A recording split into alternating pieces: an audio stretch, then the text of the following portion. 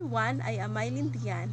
Hello to Miss Claudine Paciente, our instructor in Readings in Philippine History.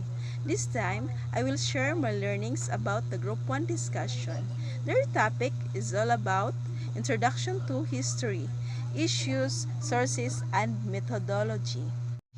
History is the study of change over time, and it covers all aspects of human society. Historian is a person who studies and writes about the past and as is regarded as an authority on it. There are some issues in writing history. Number 1.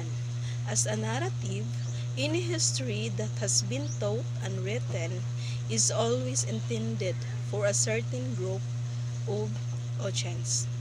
2. An accusation that the history is always written by victors only. Number 3. Connotes that the narrative of the past is always written from the bias of the powerful and the more dominant player. Number 4. More investigations will reveal a more nuanced account of the history of that period instead of simplified narrative as a story of hero versus villain. The historian's most important research tool is historical sources. In general, historical sources can be classified between primary and secondary sources. The classification of sources between these two categories depends on the historical subject being studied. Primary sources are those sources produced at the same time as the event, period, or subject being studied.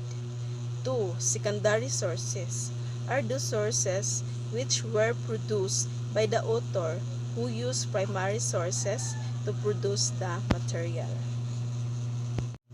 What are primary sources? Testimony of an eyewitnesses. 2. A primary source must have been produced by the contemporary of the event it narrates. 3. Is a document or physical object which was written or created during the time under study. 4.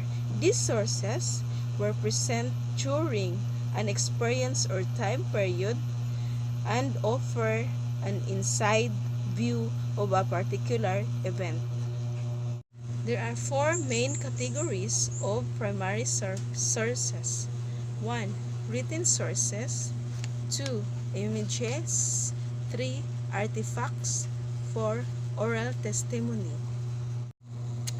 Historical methodology is the process by which historians gather evidence and formulate ideas about the past. It is the framework through which an account of the past is constructed.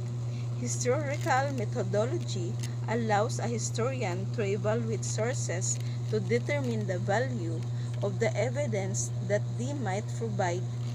Then it also allows for the evaluation of his historical interpretations to weigh their value against another one.